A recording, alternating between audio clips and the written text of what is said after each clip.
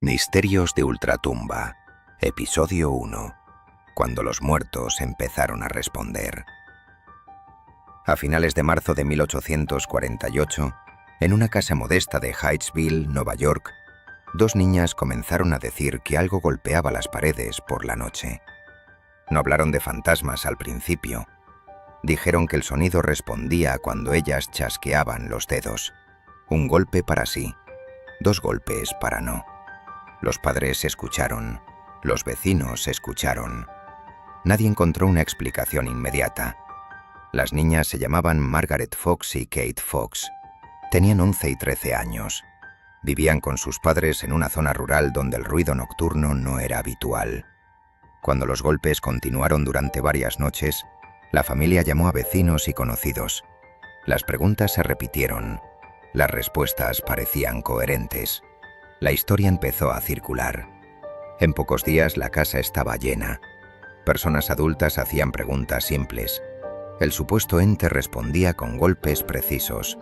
Se estableció un código. 1 para sí, 2 para no. Más tarde números, luego letras. Nadie vio nada, pero todos oyeron algo. En una época sin electricidad, sin ruido industrial constante, cualquier sonido adquiría peso. Pronto apareció una versión más grave. Se dijo que los golpes pertenecían al espíritu de un vendedor ambulante asesinado años atrás y enterrado bajo la casa. El nombre cambió según quien lo contara. La historia se ajustaba a cada oyente. No había un cadáver confirmado.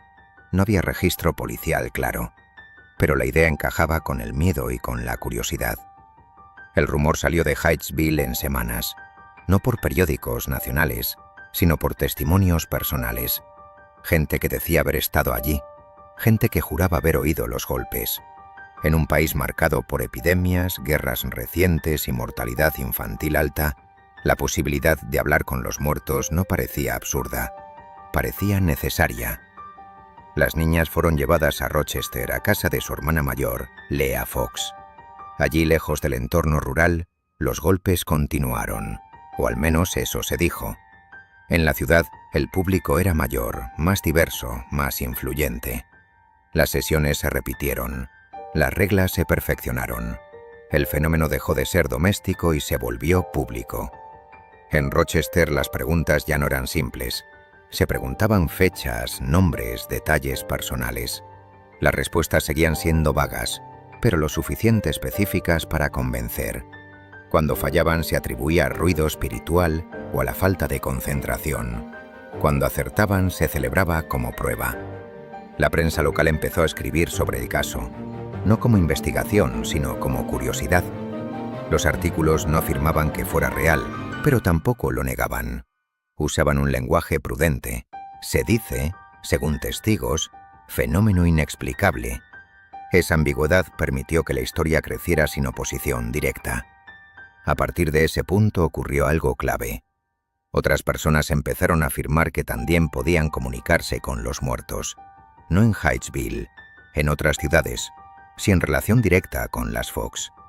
El fenómeno se replicó. Cada nuevo caso reforzaba el anterior. Ya no era una familia, era un movimiento emergente. Las sesiones dejaron de ser gratuitas. Se cobraba entrada. Se alquilaban salones. Se organizaban demostraciones públicas. Las niñas, ahora adolescentes, se sentaban en mesas rodeadas de adultos en silencio. Se apagaban luces, se cerraban cortinas. Los golpes volvían. A veces desde el suelo, a veces desde la mesa, a veces desde las paredes. No todos creían. Algunos asistentes denunciaron fraude. Dijeron haber visto movimientos sospechosos. Dijeron que los golpes coincidían con movimientos de pies. Pero esas acusaciones no prosperaron.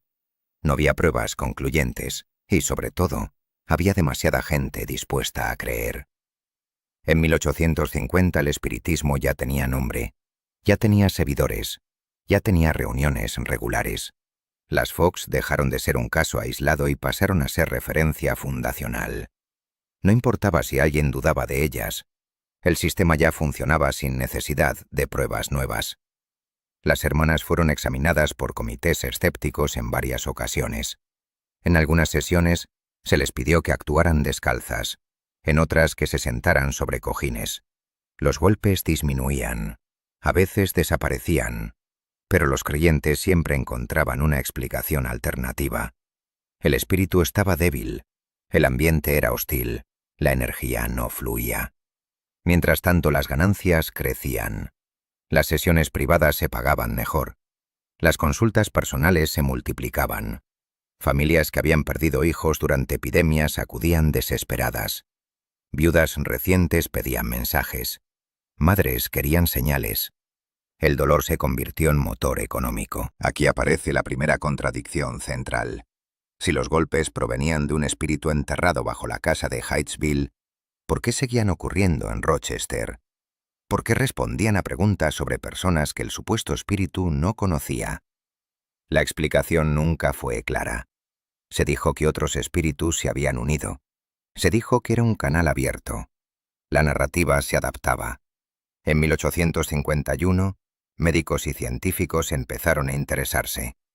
Algunos propusieron causas físicas, contracciones musculares involuntarias, chasquidos articulares, sonidos producidos por presión del pie contra superficies huecas. Ninguna teoría fue aceptada de forma general, no porque fueran imposibles, sino porque no se podían demostrar fácilmente en ese contexto. Las Fox no fueron las únicas en beneficiarse. Otros mediums surgieron rápidamente. Copiaron el formato, copiaron el lenguaje, copiaron el misterio. Algunos fueron descubiertos usando mecanismos simples, hilos, varillas, golpes intencionados, pero cada fraude descubierto no debilitaba el movimiento, lo reforzaba. Los creyentes decían que esos eran impostores, no verdaderos médiums. En ese punto el espiritismo ya no dependía de un fenómeno concreto, dependía de una idea, la idea de que los muertos podían comunicarse, y que alguien en algún lugar sabía cómo escucharlos. Las Fox habían abierto esa puerta. Aunque nunca se probara que fuera real, tampoco se cerró. En 1888, décadas después del inicio del fenómeno, ocurrió algo inesperado. Margaret Fox hizo una confesión pública. Dijo que los golpes eran producidos por ella y su hermana. Dijo que usaban los dedos de los pies, que habían aprendido a controlar el sonido, que todo había empezado como un juego. La confesión fue publicada y difundida. Para algunos fue el final. Para otros una mentira forzada. Se dijo que había sido presionada. Se dijo que necesitaba dinero. Se dijo que estaba resentida. Días después, Margaret se retractó parcialmente. Dijo que había exagerado. La duda volvió a instalarse. Esa retractación es clave. No elimina la confesión, la complica. Introduce la posibilidad de que incluso la verdad pudiera ser manipulada. Que después de 40 años de construir una identidad pública, desmontarla fuera imposible sin consecuencias. Kate Fox nunca confirmó del todo la confesión. Murió en la pobreza. Leah Fox continuó defendiendo el espiritismo hasta el final. El movimiento para entonces ya era global. No importaba lo que dijeran las fundadoras. La maquinaria había crecido demasiado. Aquí está el punto central del episodio. No se trata de si las Fox mintieron o no. Se trata de que un fenómeno sin pruebas sólidas generó una estructura que nadie pudo controlar después. La ambigüedad inicial fue suficiente. La falta de verificación permitió el crecimiento. El dolor humano hizo el resto. El espiritismo no nació como fraude masivo. Nació como un suceso sin explicación clara.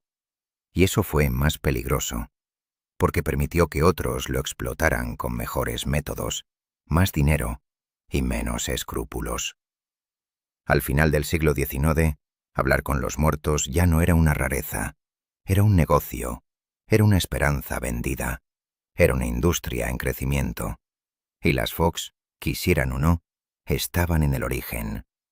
Pero este es solo el inicio. Porque cuando la posibilidad de comunicarse con los muertos empezó a generar dinero real, alguien entendió que no hacía falta fingir golpes. Bastaba con una imagen, una prueba visual, algo que pareciera irrefutable. Eso ocurrió después. y cambió todo.